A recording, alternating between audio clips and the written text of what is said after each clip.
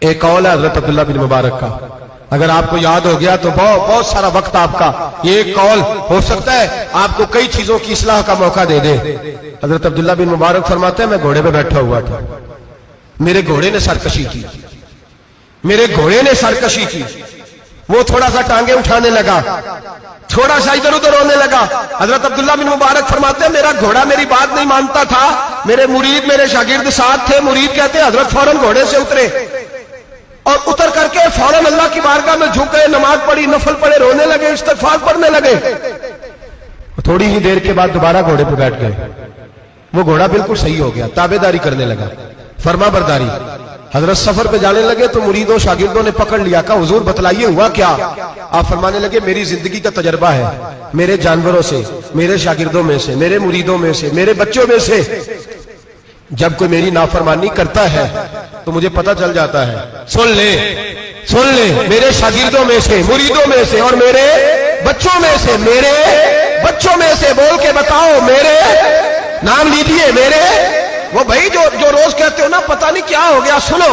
حضرت عبداللہ بن مبارک فرماتے ہیں میرے شاگردوں میں سے، مریدوں میں سے، بچوں میں سے جب کوئی میری نافرمانی کرتا ہے، حتیٰ کہ میرے گھر کے جانوروں میں سے بھی اگر کوئی میری نافرمانی کرتا ہے تو مجھے سمجھ آ جاتی ہے آج کہیں نہ کہیں مجھ سے میرے رب کی نافرمانی ہو گئی ہے، آج کہیں میں نے اللہ کی نافرمانی کر لی ہے، جو میری نافرمانی ہو رہی ہے۔ آپ فرماتے ہیں میں فوراً توبہ کرتا ہوں، فوراً معافی مانگتا ہوں، جب میں اللہ سے صلح کر لیتا ہوں تو سارے میرے فرما بردار ہو جاتے ہیں۔ فرماتے ہیں یہ گھوڑا سرکشی کر رہا تھا، یہ گھوڑا سرکشی کر رہا تھا، میں سمجھ گیا آج میں نے کہیں اپنے رب کی نافرمانی کر لی ہے، آج مجھ سے کوئی گناہ ہو گیا، کوئی غلطی ہو گئی، میں نے معافی مانگی ہے تو دیکھو میرا گھوڑا میرا فرما بردار ہو گیا ہے۔ میرے بھائی اعلانیہ ظلم کرنا، اعلانیہ گناہ کرنا، اعلانیہ اللہ کو ناراض کرنا، روز کی بنیادوں پر ظلم کرنا، ہم صبح اٹھ کے سوچے تو صحیح کہ شام تک وقت گزرتا کیسے ہے، کتنی باتیں ہیں جن میں جھوٹ ہے، کتنے لفظ ہے جن میں غیبت ہے، کتنی گفتگو ہے جس کے اندر غلاظت ہے، اور پھر کتنا رزق ہے جو حرام کا ہے۔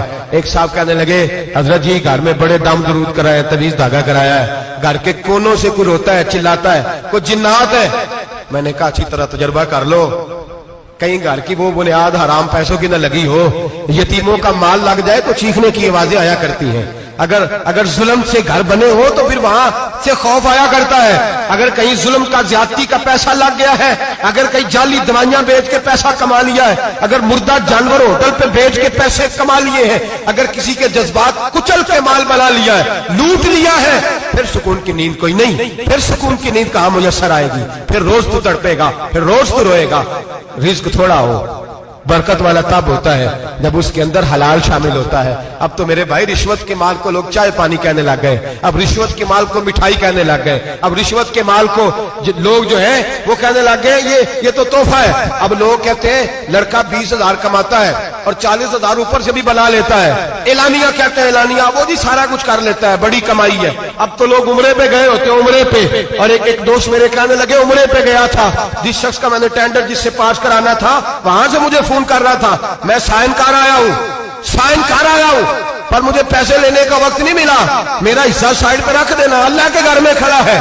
آج بھی کیتی جاندے ہو، نال لو بھی پیتی جاندے ہو، کھا کے مال یتیماں دا پیٹ مسیتی جاندے ہو، پھٹ دلاں دے سیندے نہیں، ٹوپیاں سیتی جاندے ہو، نفس تے چھری پھیر دے نہیں، دمبے کیتی جاندے ہو، فرض پلائی بیٹھے ہو تے نفلہ نیتی جاندے ہو، دسو تے سی بلے نوے کی کچھ کیتی جاندے ہو۔ یہ کس طرح کا وتیرہ اپنا لیا ہے؟ 50 لاکھ حرام کا کمایا اور اس میں سے 10 لاکھ مسجد بھی دے دیا، کئی کروڑ حرام کا کمایا اور اس میں سے 10-15 عمرے بھی کر لیے۔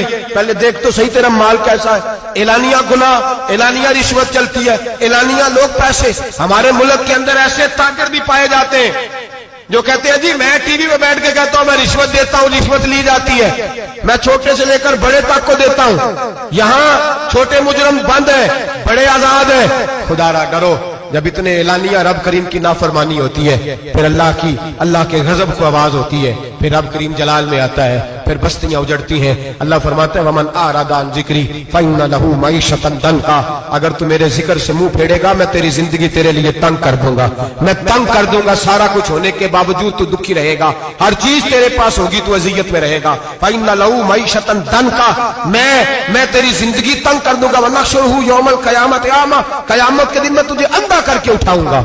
दुनिया में तेरी जिंदगी तेरे लिए तंग कर दूंगा, कयामत में तुझे अंधा करके उठाऊंगा। मेरे भाई गुनाह पे फख्र न करें, गलती हो जाए तो मान जाएं। मेरे नबी पाक ने फरमाया मेरा रब तो पाबंदी नहीं लगाता, बनी इसराइल पर पाबंदी थी, खास जगह पे आएंगे तो माफी मिलेगी।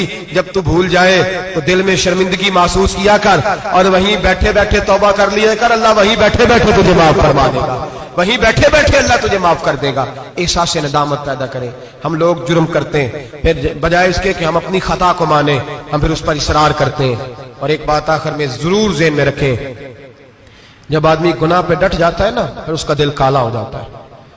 सही बुखारी सही मुस्लिम में हदीस है, नबी पाक ने फरमाया कि गुनाह करने के बाद जो डट जाए, तौबा न करे, फिर दूसरा गुनाह करे तो एक नुक्ता लगता है, तौबा कर ले तो नुक्ता साफ हो जाता है, काला नुक्ता, और अगर वह तौबा न करे तो दूसरा स्याह नुक्ता लग जाता है, फिर तौबा न करे, तीसरा गुनाह करे तो तीसरा स्याह नुक्ता, फिर दिल काला स्याह हो जाता है।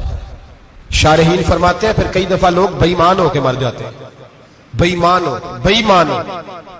अपने आप को बुरे खात्मे से बचाएं, बुरे खात्मे से। ईमान सलामत होगा तो नबी पाक बख्शिश फरमाएंगे, सिफारिश फरमाएंगे। ईमान सलामत होगा तो अल्लाह बख्शेगा। नबी पाक की सिफारिश और रब करीम की माफी के लिए चाहिए ईमान की सलामती। गुनाह ईमान बिगाड़ देते हैं, अपने ईमान को सलामत रखें। एक और बात भी बड़ी जरूरी आपसे अर्ज करनी है, हज का मौका करीब है, नबी पाक ने बड़ा सख्त हुक्म लगाया, बड़ा सख्त, इतना सख्त हुक्म किसी के लिए नहीं। फरमाया जिस पर हज फर्ज था वो नहीं गया, या यहूदी होके मरेगा या ईसाई होके मरेगा। ये तिरमिजी की हदीस है। जिन लोगों पे हज फर्ज है, दरखास्तें शुरू होते ही फौरन, और ये जो बहाना हमने बनाया हुआ है ना बेटे की शादी करके मकान बना के, ये बहाना शरीयत नहीं इसको शुमार करती, इसको नहीं शुमार। मन इस्तता इलैहि सबीला, जिसके पास ताकत है, आने जाने का खर्चा है, और जितने दिन वहां रहना है उतने दिन पीछे पैसे छोड़ के जा सकता है, उतने दिनों का खर्चा उस पर हज फर्ज है। रब करीम के फराइज अदा करने में कोताही न करें, वो नाराज होता है। अपने फराइज मुकम्मल करें, गुनाह हो जाए तो फौरन मान जाए, तौबा करें, अल्लाह के हुजूर आहुजारी करें, और मेरे भाई इज्तिमाई तौर पर रब करीम से माफी मांगे, तन्हाई में माफी मांगे। अगर गलती हो जाए तो संवारने की कोशिश करें।